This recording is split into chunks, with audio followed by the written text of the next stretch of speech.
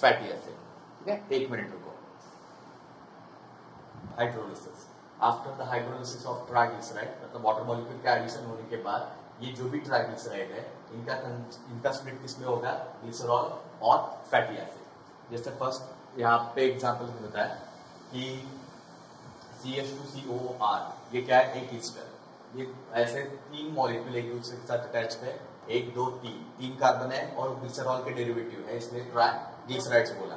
ठीक है, अब यहाँ पे जब वाटर मॉलिक्यूल ऐड करेंगे, वाटर मॉलिक्यूल ऐड करने के बाद इधर से ये COOR, कार्बोक्सिलिक ग्रुप और अल्किल ग्रुप, ठीक है, कार्बोक्सिलिक ग्रुप और अल्किल ग्रुप, ये जो ग्रुप है ये सेपरेट हो जाएगा।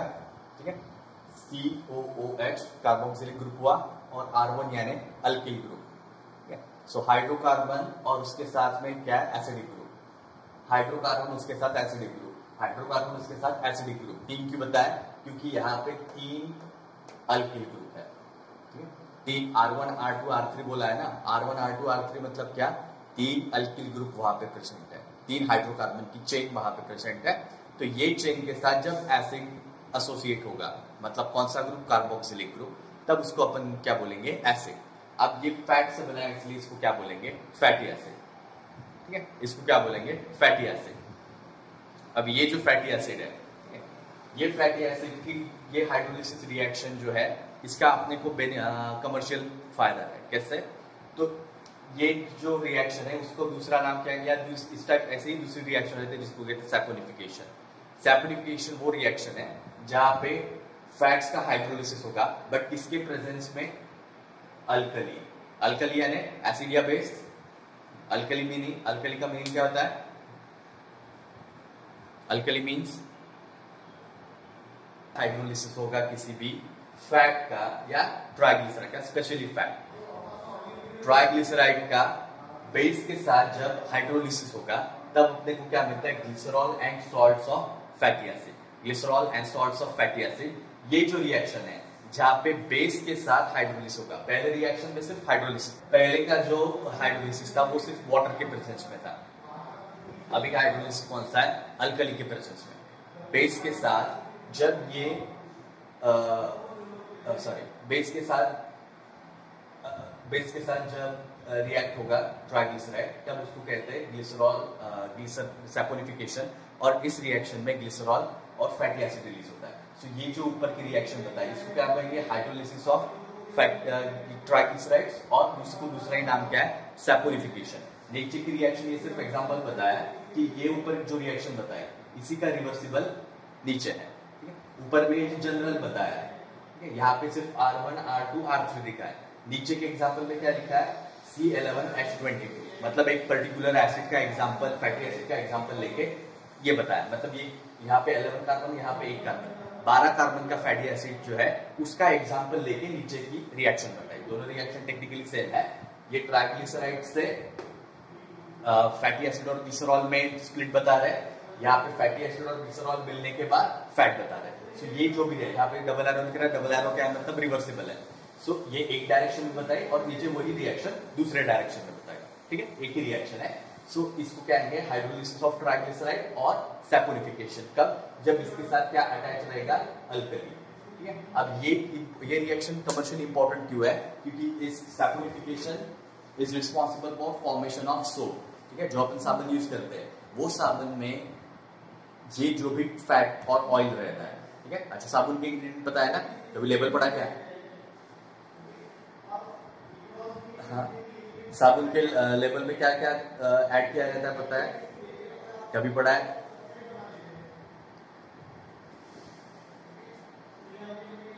इंग्रेडिएंट रहता है ऑयल। ऑयल और फैट के अलावा सोप बनी नहीं सकती। और दूसरा इंग्रेडिएंट बेस। अब यहाँ पे जो साबुन के लिए बेस यूज करते हैं उसका एक तो KOH रहता है या फिर NaOH, सोडियम हाइड्रोक्साइड और पोटेशियम हाइड्रोक्साइड। सो KOH या NaOH जो है ये एज अ बेस यूज करते हैं कहाँ पे, इस रिएक्शन में। यहाँ सिर्फ वाटर मॉलिक्यूल बताया है, बट सैपोनिफिकेशन रिएक्शन में साथ में वाटर के साथ क्या रहेगा, अल्कली। सो ये जो अल्कली है, बेस है, ये जब ऐड करते हैं तब उससे क्या बनेगा, ग्लिसरॉल और फैटी एसिड। अब ये जो है, ये रिएक्शन जो जिसको अपन सैपोनिफिकेशन रिएक्शन कह रहे हैं, ये रिएक्शन जो है ये रिस्पॉन्सिबल है साबुन बनाने के लिए, ठीक है। सो अपने जितने भी साबुन रहते हैं उनमें मेन क्या रहेगा, फैट या फिर ऑयल, और वो जनरली क्या रहता है, vegetable oil. Mostly coconut oil use करते हैं या फिर कोई भी वेजिटेबल का ऑयल यूज कर सकते हैं, फ्लेवरलेस या with flavour. So generally oil जो रहता है, वेजिटेबल ऑयल को बेस के साथ मिक्स करेंगे, उसके बाद क्या बनेगा, ग्लिसरॉल एंड फैटी एसिड। अब यहाँ पे कोई भी साबुन में ग्लिसरॉल बनता है, बट वो ग्लिसरॉल कंपनी जो है एक्सट्रैक्ट कर लेते हैं। क्यों? क्योंकि ये रिएक्शन के बाद वहां पे एक्सेसिव अमाउंट ऑफ ग्लिसरॉल बनता है, वो एक्सट्रैक्ट करके थोड़ा पोर्शन साबुन में रखते हैं, बाकी का वो कमर्शियली दूसरे एज अ सेपरेट ग्लिसरॉल करके बेचते हैं, ठीक है। सो एनीवे ये हुआ हाइड्रोलिसिस ऑफ ट्राइग्लिसराइड। ओके, सो यहाँ पे R1 R2 बताया, और यहाँ पे एग्जाम्पल लेके बताया C11H22, ये एक अल्किल ग्रुप का एग्जाम्पल बताया। यहाँ पे 3 मॉलिक्यूल फैटी एसिड के, एक के ऊपर एक लिखा है, क्यों लिखा है, क्योंकि जगह नहीं थी, बट इसलिए बीच में बॉन्डिंग है क्या, नहीं, ये इंडिविजुअल फैटी एसिड, ये इंडिविजुअल फैटी एसिड, ये इंडिविजुअल फैटी एसिड, बट ये एक मॉलिक्यूल ग्लिसरॉल है, क्योंकि यहाँ इन दोनों के बीच में क्या बताया, बॉन्डिंग बताया।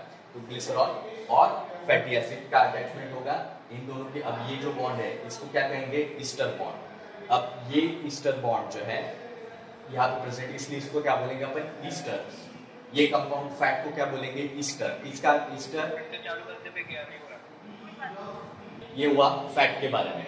ओके, अब ये जितने भी फैट है या लिपिड्स है, इनको कलेक्टिवली इनका काम क्या रहेगा, सबसे पहला triglyceride provide energy for germination. Seed पे ये इंपॉर्टेंट रहता है, क्योंकि सीड जब जर्मिनेट होगी तो उसको क्या चाहिए रहती है, एनर्जी। तो सीड जब जर्मिनेट होगा तो ये एनर्जी उनको कहां से मिलेगी, लिपिड्स है, more specifically triglyceride. That is the reason why seeds have more oil, जैसे कॉटन सीड, सोयाबीन, पीनट, ये जितने भी सीड है इन सभी में ऑयल की प्रेजेंट रहता है। ये इन सभी सीड में ऑयल की प्रेजेंट रहेगा, बिकॉज ये ऑयल किसके लिए चाहिए, जर्मिनेशन के लिए। जब सीड से रूट ऑन शूट ग्रो होंगे तब उसको सेल डिवीजन करना पड़ेगा, और सेल डिवीजन के लिए एनर्जी चाहिए जो ट्राइग्लिसराइड से मिलती है, इसीलिए सीड में ऑयल स्टोर होता है। दूसरा, lipid act as a cofactor. Cofactor यानी क्या, कोफैक्टर किसका साथ में एसोसिएटेड रहता है, और कोफैक्टर क्या रहता है,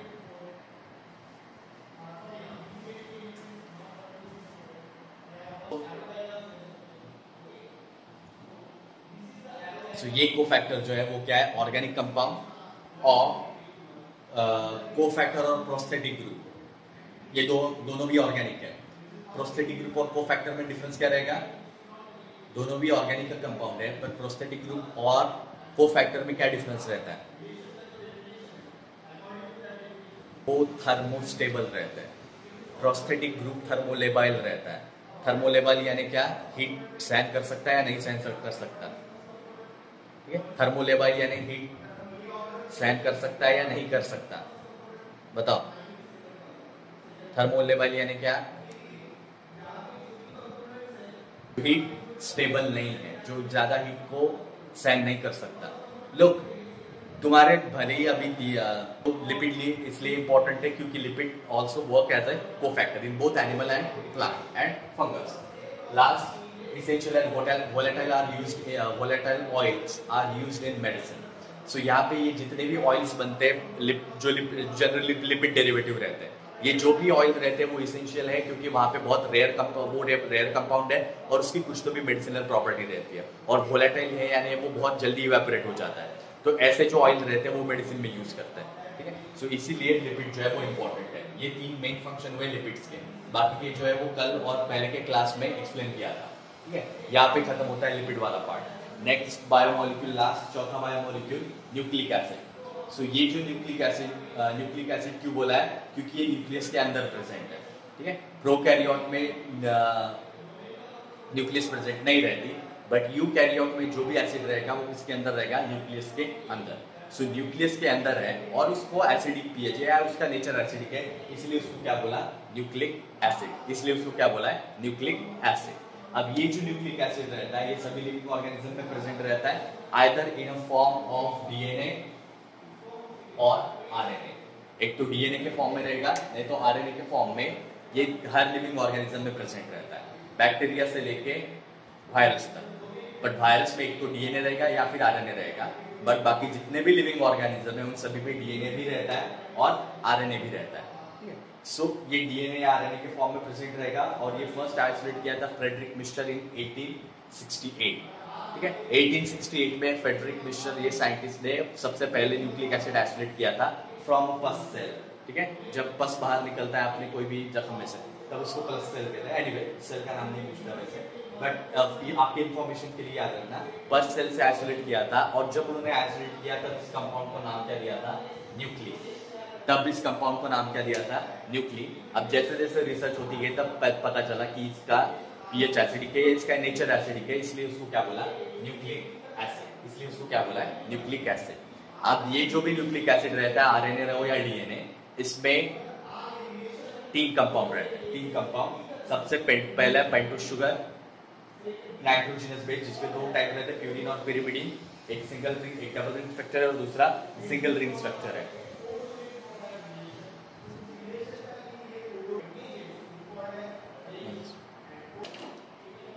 अब यहाँ पे 3 कंपाउंड, उसमें से सबसे पहला पेंटोस शुगर। पेंटोस शुगर है मतलब कितने कार्बन रहेंगे, पेंटोस शुगर है मतलब कितने कार्बन रहेंगे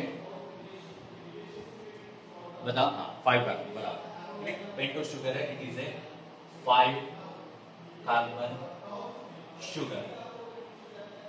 ठीक है, it is a 5 carbon sugar. और न्यूक्लिक एसिड में जो शुगर प्रेजेंट रहती है उसको कहते हैं राइबोस शुगर, जो 5 कार्बन की है और उसका 5 रिंग स्ट्रक्चर बनता है, 6 रिंग में। राइबोस शुगर भले राइबोस शुगर जो है, अच्छा राइबोस शुगर 5 कार्बन, हाँ बराबर। सो 5 कार्बन और ये जो भी रिंग रहेगी ये कैसी रहेगी, 5 नंबर रिंग ऑब्वियसली। अब ये शुगर, राइबोस शुगर जो है वो 2 फॉर्म में प्रेजेंट रहती है। एक नॉर्मली राइबोस शुगर जो है वहां पे सेकंड नंबर पे OH ग्रुप रहता है, सेकंड कार्बन पे OH ग्रुप प्रेजेंट रहता है। अब ये सेकंड नंबर पे जो ऑक्सीजन प्रेजेंट रहेगा, सेकंड कार्बन पे जो ऑक्सीजन प्रेजेंट रहेगा, वो जो शुगर में नहीं रहता उस शुगर को कहते हैं डीऑक्सीराइबोस शुगर। उस शुगर को कहते हैं डीऑक्सीराइबोस शुगर। सो ये जो राइबोस शुगर है, ठीक है, यहाँ पे स्ट्रक्चर ऊपर के साइड में OH और नीचे की साइड पे हाइड्रोजन रहेगा। ये सेकंड कार्बन, जहाँ पे नीचे के साइड में क्या प्रेजेंट रहेगा, ऑक्सीजन सेकंड कार्बन पे। थर्ड कार्बन पे HNOH, यहाँ का OH ग्रुप भी नीचे रहता है। और फाइनल कार्बन जहाँ पे CH2OH ग्रुप प्रेजेंट रहेगा। सो ये 1 2 3 4 और ये 5वां कार्बन। सो ये 5 कार्बन वाली शुगर जो है, क्या रिपीट नहीं, पेंटोस शुगर यानी 5 कार्बन वाली शुगर। तो ये 5 कार्बन वाली शुगर जो रहती है वो कौन सी है, राइबोस शुगर। सो ये राइबोस शुगर जो है उसका स्ट्रक्चर ऐसा रहता है। ठीक है, ये राइबोस शुगर का नॉर्मल स्ट्रक्चर है। और ये राइबोस शुगर किसमें प्रेजेंट रहेगी, DNA. Ribose sugar is present in DNA, sorry RNA. RNA ribose sugar present रहती है, it is present in RNA not DNA. ये जो शुगर प्रेजेंट रहती है राइबोस शुगर, वो सिर्फ आरएनए में रहती है, इसलिए उसका नाम है राइबोस न्यूक्लिक एसिड। क्यों, क्योंकि वहां पे शुगर कौन सी है, राइबोस शुगर। और दूसरी शुगर कौन सी, डीऑक्सीराइबोस शुगर।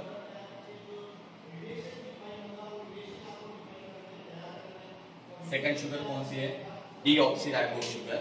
और ये जो डीऑक्सीराइबोस शुगर है ये कहां पे प्रेजेंट रहेगी, it is present only in DNA. Deoxyribose sugar is only present in DNA. ठीक है, सो यहाँ पे ये जो सेकंड कार्बन पे ऑक्सीजन है ये यहाँ पे एब्सेंट रहता है।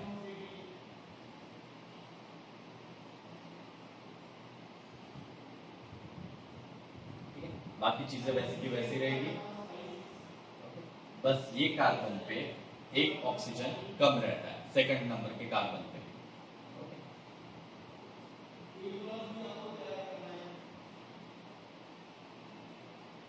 इसीलिए इसको क्या कहेंगे, deoxyribo sugar. Why? Because it lacks one oxygen molecule, it lacks one oxygen molecule at second position or at second carbon। second position पे या second carbon पे जो ऑक्सीजन ग्रुप था वो एब्सेंट है, ठीक है, जो ऑक्सीजन यहाँ पे प्रेजेंट था वो नहीं है, इसीलिए इसको क्या बोलेंगे, डीऑक्सीराइबो शुगर। राइबो शुगर है बट यहाँ पे एक ऑक्सीजन कम है, अगर ऑक्सीजन प्रेजेंट रहेंगे तो उसको क्या कहेंगे, राइबोस शुगर, ठीक है। ये है पेंटो शुगर। राइबो शुगर डीएनए में, राइबो शुगर आरएनए में नहीं रहेगी, डीएनए में नहीं रहती, और डीएनए में कौन सी शुगर रहेगी, डीऑक्सीराइबोस शुगर, जिसके ऊपर से उनका नाम लिखा है, ठीक है। डीएनए का फुल फॉर्म क्या है, डीऑक्सीराइबोस न्यूक्लिक एसिड, आरएनए का full form ribose nucleic acid, based on the sugar that is present in that particular acid. अब यहाँ पे ये कौन सा स्ट्रक्चर है, पायरानो स्ट्रक्चर है या फ्यूरानो स्ट्रक्चर है, ये पायरानो स्ट्रक्चर है या फ्यूरानो स्ट्रक्चर है,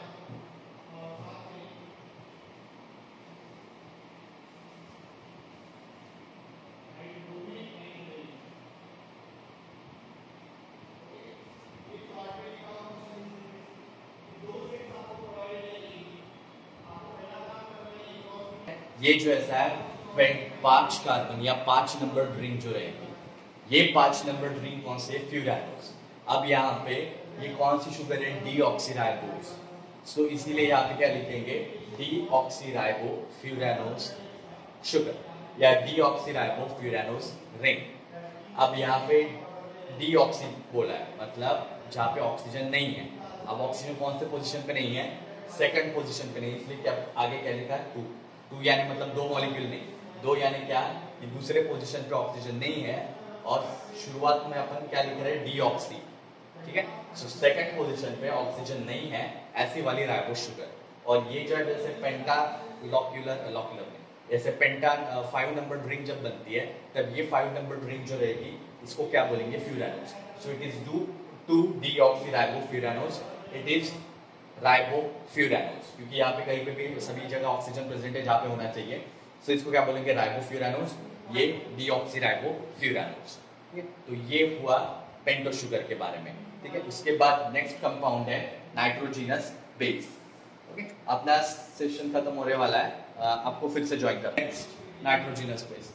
नाइट्रोजिनस बेस वो हाइड्रोकार्बन की चेन है जहाँ पे नाइट्रोजन प्रेजेंट रहता है, ठीक है। हाइड्रोकार्बन की चेन रहेगी और वहां वो उस हाइड्रोकार्बन चेन में साथ में क्या प्रेजेंट रहेगा, नाइट्रोजन, इसीलिए उसको क्या कहते हैं, नाइट्रोजिनस बेस। अब ये जो नाइट्रोजिनस बेस है, इसकी वजह से डीएनए और आरएनए को उसका बेसिक नेचर मिलता है, ठीक है। मतलब कोई भी कंपाउंड में कुछ पार्ट एसिडिक, कुछ पार्ट बेसिक रहता है। सो ये जो बेसिक आइडेंटिटी है ये किसकी वजह से मिलेगी, due to presence of nitrogenous base. अब ये जो नाइट्रोजिनस बेस है ये 2 टाइप के रहते हैं, प्यूरिन और प्यूरिमिडिन। प्यूरिन जो है वो सबसे पहला टाइप, प्यूरिन जो है वो डबल रिंग स्ट्रक्चर रहता है, यहाँ पे टोटल 9 नंबर वाली रिंग रहती है, जहाँ जिसमें से 6 नंबर वाली रिंग जो रहेगी उसको एरोमेटिक रिंग कहेंगे, और बची हुई रिंग जो रहती है उसको कहते हैं इमिडाज़ोल रिंग। सो ये 2 रिंग मिला के 9 नंबर की रिंग बनेगी, 5 और 4। ये 9 नंबर की रिंग जो है इसको क्या कहेंगे, प्यूरिन। अब प्यूरिन जो है वो 2 टाइप का रह सकते हैं, एडेनाइन और ग्वानाइन, एडेनाइन और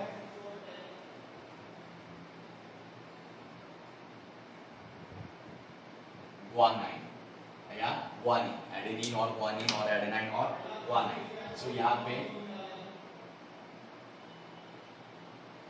ये एक एरोमेटिक रिंग हुई, ठीक है, ये एक एरोमेटिक रिंग, और इसके साथ जो अटैच रहती है उसको कहते हैं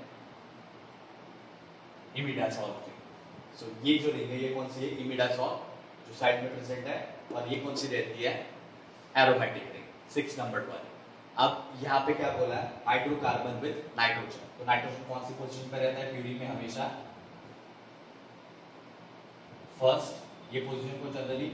अब ये याद रखना, जब ऐसे कॉम्प्लेक्स कंपाउंड का नॉमेनक्लेचर की बात आती है, जनरली केमिस्ट्री में नॉमेनक्लेचर किसके ऊपर डिपेंड करता है कि डबल बॉन्ड कहाँ पे और पहला फंक्शनल ग्रुप कहाँ पे अटैच है, और कार्बन की लॉन्गेस्ट चेन कहाँ पे रहती है। तो ऐसे बहुत सारी चीजें, रूल्स रेगुलेशन तुम लोगों ने पढ़े। बट ऐसे जैसे कॉम्प्लेक्स कंपाउंड में नंबरिंग जो रहता है वो आइदर यहाँ से भी स्टार्ट कर सकते हैं या इधर से भी स्टार्ट कर सकते हैं। सो अपने कन्वीनियंस के हिसाब से यहाँ पे अपने ने मतलब साइंटिस्ट है अपन ने ढूंढ रहे हैं सब, ठीक है, अपन से पढ़ रहे हैं, तो कन्वीनियंस के हिसाब से इसको एक डायरेक्शन में क्लॉकवाइज या एंटी क्लॉकवाइज डायरेक्शन में नंबरिंग दिया जाता है।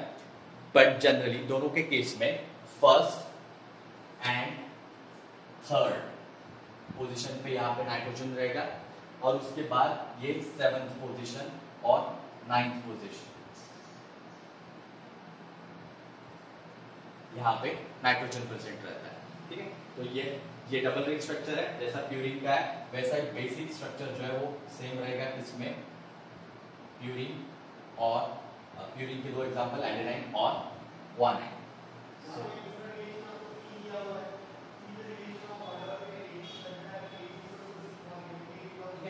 ये basic hydrocarbon chain with nitrogen, दो रिंग, दोनों में ये बेसिक स्ट्रक्चर कॉमन रहेगा। डिफरेंस क्या रहेगा यहाँ पे फंक्शनल ग्रुप। अब एडेनाइन में जो फंक्शनल ग्रुप प्रेजेंट रहेगा वो कहाँ पे प्रेजेंट रहता है, ऑन द 6 और यहाँ पे ऊपर पे जो कार्बन प्रेजेंट है यहाँ पे प्रेजेंट रहेगा अमाइनो ग्रुप, ठीक है। इन दोनों नाइट्रोजन और कार्बन के बीच में यहाँ पे डबल बॉन्ड बनता है, ठीक है। इधर जो कार्बन है उसके साथ हाइड्रोजन अटैच रहेगा, ओके, और इधर भी यहाँ पे डबल बॉन्ड प्रेजेंट रहेगा और तीसरा डबल बॉन्ड यहाँ पे प्रेजेंट रहता है, ठीक है। सो यहाँ पे सिर्फ कार्बन प्रेजेंट रहेगा क्योंकि इसकी चारों वैलेंसी फुलफिल हो गई।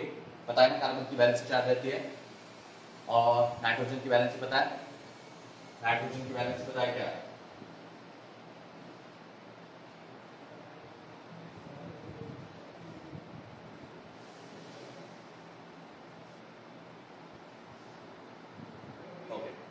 जो क्वेश्चन पूछा था कार्बन की वैल्यू आंसर दिया, पांचवा भी यहाँ, ठीक है। सो ये नाइट्रोजन की वैल्यू 3 रहती है। अब यहाँ पे सभी ये तो पता है कि 9 नंबर 6 नंबर वाली रिंग। अब यहाँ पे मेन चीज क्या याद रखोगे कि प्यूरिन में first, third, 5th, 7th and 9th ये पोजीशन पे क्या रहेगा, नाइट्रोजन, ठीक है। अगर हम यहां से काउंट करें, first, second, 4th, 5th, 6th, 7th, 8th, 9th, ठीक है। अगर हम इस तरीके से काउंट करते हैं इस डायरेक्शन में, फर्स्ट नाइट्रोजन यहाँ पे, अगर यहाँ पे फंक्शनल इधर या फिर यहाँ से भी काउंट कर सकते हैं, फर्स्ट नाइट्रोजन ये भी कंसिडर कर सकते हैं या ये भी कंसिडर कर सकते हैं। बट पॉइंट है कि इन दोनों केस में फर्स्ट पोजीशन ये, थर्ड पोजीशन ये, यहां से काउंट करेंगे 1 2 3, इधर से भी काउंट करेंगे तो 1 2 3। So first and third, 7th और 9th ये जो भी पोजीशन है ये किसकी रहेगी, नाइट्रोजन, ठीक है। तो ये 4 पोजीशन पे हमेशा नाइट्रोजन प्रेजेंट जब रहेंगे तभी उसको, उस हाइड्रोकार्बन चेन को क्या कहेंगे, प्यूरिन। किसी भी हाइड्रोकार्बन चेन को प्यूरिन कब कहेंगे, जब यहाँ पे 9 नंबर की रिंग है और उसमें से फर्स्ट, थर्ड, 7th और 9th पोजीशन पे क्या प्रेजेंट रहेगा, नाइट्रोजन, ये एन यानी क्या, नाइट्रोजन। सो ये जो नाइट्रोजन प्रेजेंट रहता है ये चारों पोजीशन पे, इसके बेसिस पे अपन कहेंगे कि यहाँ पे क्या ये प्यूरिन है या नहीं है, ठीक है। अब प्यूरिन में 2 टाइप, क्योंकि यहाँ पे दोनों के केस में ये चारों पोजीशन पे नाइट्रोजन रहेगा, तो प्यूरिन और प्यूरिन में 2 एग्जाम्पल, ग्वानिन, एडेनाइन और ग्वानिन। सो एडेनाइन और ग्वानिन में क्या डिफरेंस रहेगा, द फंक्शनल ग्रुप। यहाँ पे ये फर्स्ट तो 9 यहाँ पे डबल बॉन्ड कॉमन है, ठीक है। ये 1 और ये 2 और ये 3, तो ये 1 2 3 1 2 3 ये तीनों डबल बॉन्ड कॉमन है दोनों। इसमें फर्क क्या आएगा, इधर सेकंड पोजीशन पे अमाइनो ग्रुप है, यहाँ पे 4th पोजीशन पे अमाइनो ग्रुप है, ठीक है। और ग्वानाइन में 4th पोजीशन पे क्या है, ऑक्सीजन। इधर ऑलरेडी इसकी वैलेंसी, यहाँ पे डबल बॉन्ड है, यहाँ पे सिंगल बॉन्ड, 3 बॉन्ड बच चुके हैं, उसकी वैलेंसी फुलफिल हो चुकी है, तो यहाँ पे नाइट्रोजन अकेला रहेगा। यहाँ पे डबल बॉन्ड नहीं है क्योंकि इधर ऑक्सीजन के साथ डबल बॉन्ड है, तो उसकी साइड में दूसरा डबल बॉन्ड नहीं आएगा, ठीक है। क्योंकि कार्बन की वैलेंसी 4 है, तो यहाँ पे जो कार्बन प्रेजेंट है वो एक जगह, इससे यहाँ पे 1 बॉन्ड, ये दूसरा और 2 यहाँ पे, तो 4 वैलेंसी उसकी ऑलरेडी कंप्लीट हो चुकी है, तो साइड में दूसरा डबल बॉन्ड नहीं बनाएगा। सो फर्क क्या रहेगा एडेनाइन और ग्वानिन में, फंक्शनल ग्रुप। यहाँ पे जो भी एडेनाइन है इन सब में क्या प्रेजेंट है? ऑक्सीजन। एडेनाइन लैक्स ऑक्सीजन, ठीक है। एडेनाइन के पास ऑक्सीजन नहीं रहता, यहाँ पे ऑक्सीजन दिख रहा है क्या? नहीं। एंड NH2, NH2 यानी कौन सा group? Amino group is at fourth position, या फोर्थ पोजीशन पे कहेंगे, या फिर यहाँ पे अगर 1 2 3 4 5 6 फोर्थ या सिक्स्थ पोजीशन अपन कहेंगे, फोर्थ पोजीशन या फिर सिक्स्थ पोजीशन पे प्रेजेंट रहेगा अमाइनो ग्रुप, या सिर्फ ऊपर ध्यान रखो। और दूसरा, दूसरी चीज अपन बाद में बताएंगे, ठीक है। और यहाँ पे क्या प्रेजेंट है? ऑक्सीजन। दे पजेस ऑक्सीजन, ठीक है। सो एडेनाइन और ग्वानिन में डिफरेंस क्या है कि ग्वानिन में ऑक्सीजन प्रेजेंट है ये ऊपर वाले कार्बन पे, और ये ऊपर वाले कार्बन में एडेनाइन में क्या प्रेजेंट रहेगा? Amino group. एडेनाइन में एक भी ऑक्सीजन नहीं रहता और ग्वानिन में एक ऑक्सीजन मॉलिक्यूल रहता है, ठीक है। तो ये डिफरेंस रहता है इन दोनों के बीच में। ये हुआ प्यूरिन के बारे में। दूसरा pyrimidine.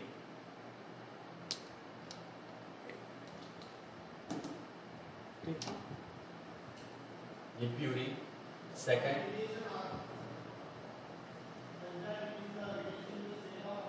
Pyrimidine.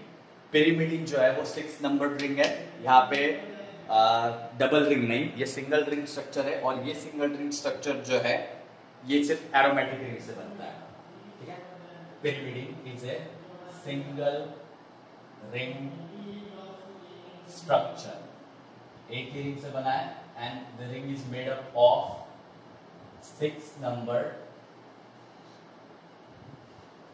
Aromatic ring, 6 number aromatic ring. So ये जो पहली रिंग है 6 नंबर वाली, यही 6 नंबर वाली रिंग यहाँ, यही 6 नंबर वाली रिंग यहाँ पे प्रेजेंट रहेगी, और नाइट्रोजन की पोजीशन वही है। और इसमें भी डिफरेंस क्या रहेगा कि जितने भी पिरिमिडीन के एग्जांपल्स हैं उन सब में फंक्शनल ग्रुप की पोजीशन कौन सी है, उन सब में फंक्शनल ग्रुप की पोजीशन कौन सी है इसके ऊपर। तो यहाँ पे 3 एग्जांपल है, thymine, cytosine and uracil. Thymine, cytosine and uracil. तो उसमें से थायमीन जो है, ठीक है, थायमीन इज, एक मिनट, थायमीन जो रहता है मिथिल ग्रुप। अगर उसका अपन स्ट्रक्चर देखते हैं,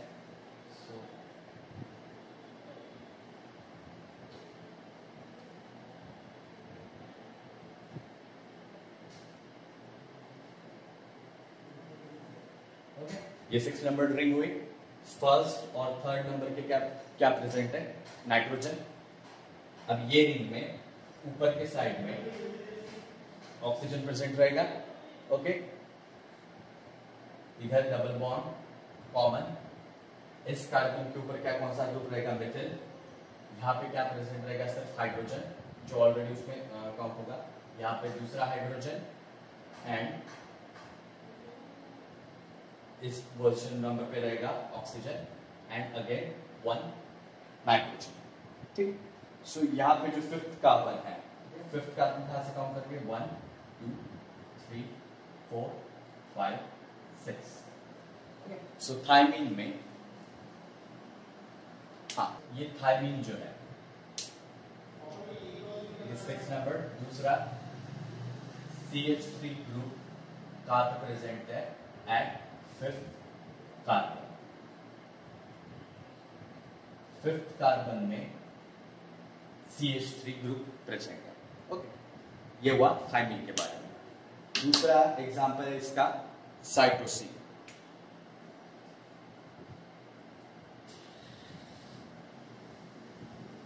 दूसरा एग्जांपल है साइटोसिन। अब साइटोसिन में क्या प्रेजेंट रहेगा? साइटोसिन पे 4th कार्बन पे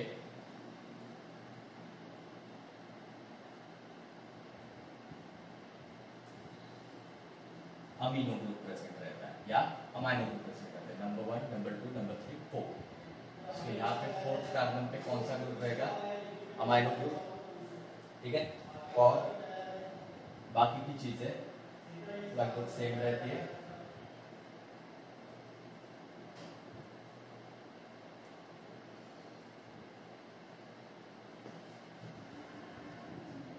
ये हुआ साइटोसिन।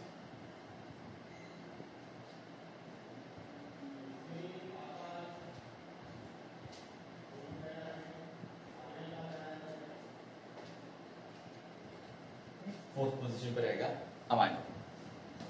देन लास्ट थर्ड वाला जो है उसको कहते हैं यूरासिल।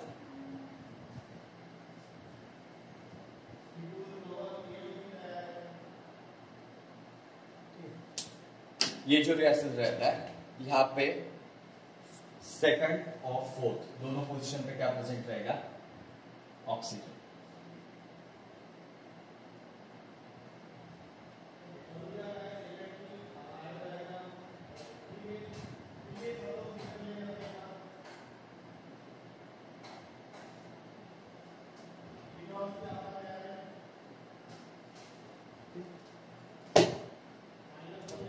अब ये हुए नाइट्रोजन बेस। दूसरा बात, ऐसे एक दूसरे के आमने सामने रहते हैं, तब ये जो एक दूसरे के ऊपर कॉम्प्लीमेंट्री पार्ट आता है इन फ्रंट ऑफ, ये कॉम्प्लीमेंट्री पेयरिंग, यहाँ पे पेयरिंग होती है। डीएनए के 2 स्ट्रैंड में पेयरिंग बताते हैं, जो डीएनए का नेचुरल जनरल मॉडल रहता है।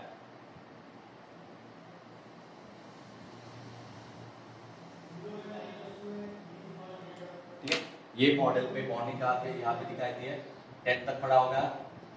डीएनए का ऐसा स्ट्रक्चर दिखाया क्या बुक में?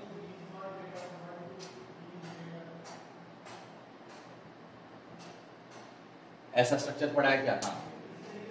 तो ये जो रेड कलर का स्ट्रैंड है, ये 3 चीजों मिला के बनेगा पेंटोस शुगर, नाइट्रोजनस बेस और phosphate.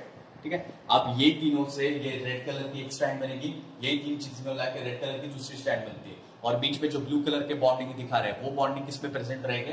Between purine and pyrimidine. Purine always pairs with pyrimidine. ठीक है, 2 प्यूरिन के बीच में कभी बेस पेयरिंग नहीं होती। बेस पेयरिंग किसके बीच में होगी? एक प्यूरिन और एक पिरिमिडीन में। अब ये जो एडेनाइन है, adenine always pairs with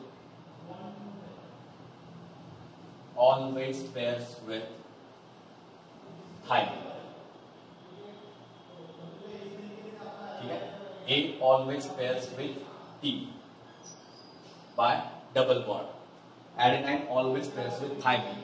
adenine guanine के साथ बॉन्डिंग नहीं बनाएगा, एडेनाइन बाकी तीनों दोनों के साथ भी बॉन्डिंग नहीं बनाता। एडेनाइन हमेशा किसके साथ बॉन्डिंग बनाएगा? थाइमिन के साथ। Thymine is a pyrimidine. तो बॉन्डिंग किसके बीच में होगी? एक पिरिमिडीन और एक purine. So adenine always pairs with thymine bye double bond and guanine always pairs with cytosine.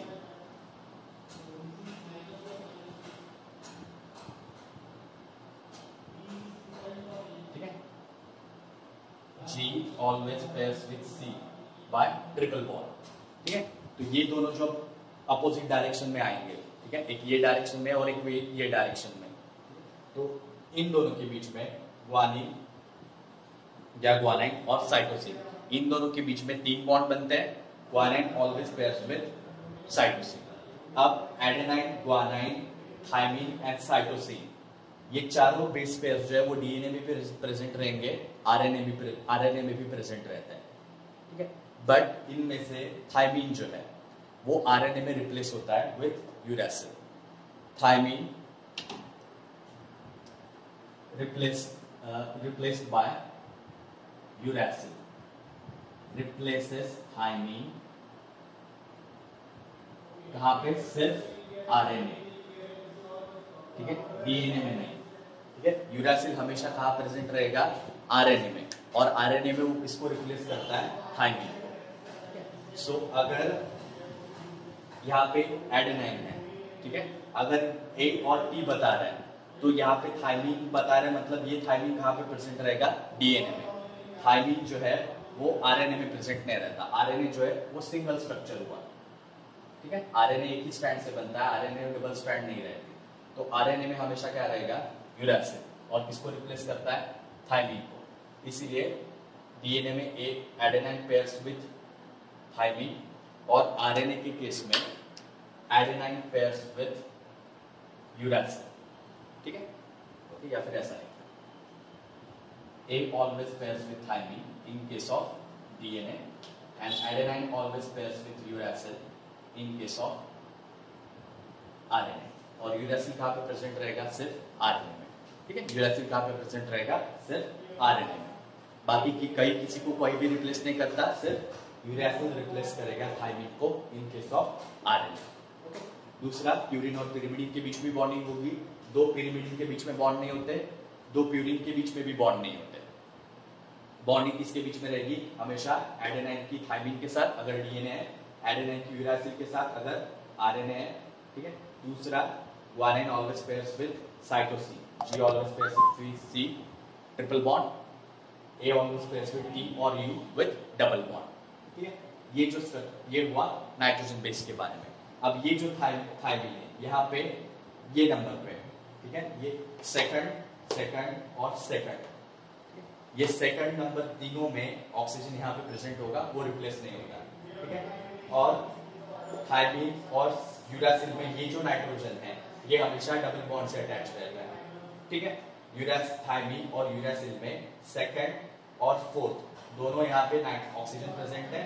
फर्क क्या है कि यहाँ पे ये जो फिफ्थ कार्बन पे मिथिल ग्रुप प्रेजेंट है इसमें थायमीन में, वो मिथिल ग्रुप यूरासिल में नहीं रहता, ये डिफरेंस है, ठीक है। तो ये डिफरेंस हुआ किसका, नाइट्रोजनस बेस के बारे में। अब लास्ट क्या चीज रहती है, लास्ट थर्ड क्या बोला था, तीसरा मॉलिक्यूल कौन सा है, तीसरा मॉलिक्यूल कौन सा है, फॉस्फेट, और जो किस फॉर्म में आता है, in a form of phosphoric acid. Phosphoric acid का फॉर्मूला पता है, फॉस्फोरिक एसिड का फॉर्मूला पता है क्या,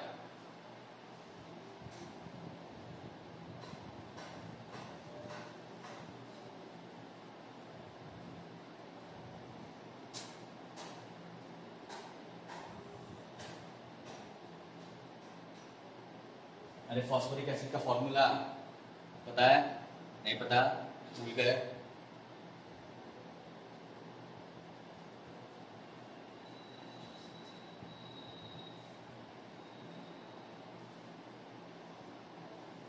नीचे क्या लिख रहा है,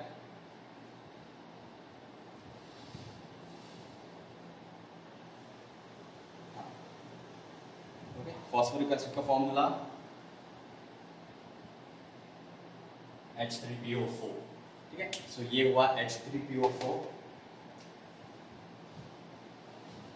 ओके।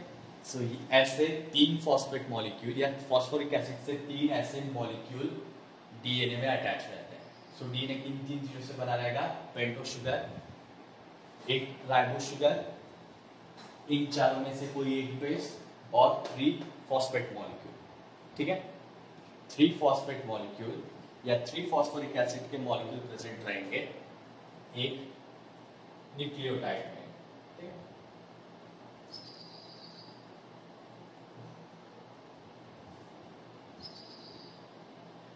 सो एक बेस और एक शुगर, याद रखना ये तीनों मिला के एक स्ट्रक्चर बनाते हैं जिसको कहते हैं न्यूक्लियोटाइड। सो न्यूक्लियोटाइड क्या है, जहां पे एक शुगर, एक नाइट्रोजन बेस और 3 फॉस्फोरिक एसिड के मॉलिक्यूल, ये तीन चीजें जब एक दूसरे के साथ अटैच होती है तब उसको क्या कहेंगे, न्यूक्लियोटाइड। ऐसे बहुत सारे न्यूक्लियोटाइड एक दूसरे के साथ अटैच होते हैं, वैसे ये रेड कलर की एक स्ट्रैंड बनेगी, वैसे रेड कलर की दूसरी स्ट्रैंड बनेगी, और जहां पे भी ये कॉम्प्लीमेंट्री बेस पर कॉम्प्लीमेंट कर रहा है, मतलब प्यूरिन के सामने अगर पिरिमिडिन है और वहां पे एडेनाइन के सामने थायमीन है, ग्वानिन के सामने साइटोसिन है, तो उन दोनों के बीच में बॉन्डिंग बनेगी, ठीक है। सो अच्छा पहले ये बताओ, इसमें नीचे का नहीं लिख रहा होगा शायद, किसी को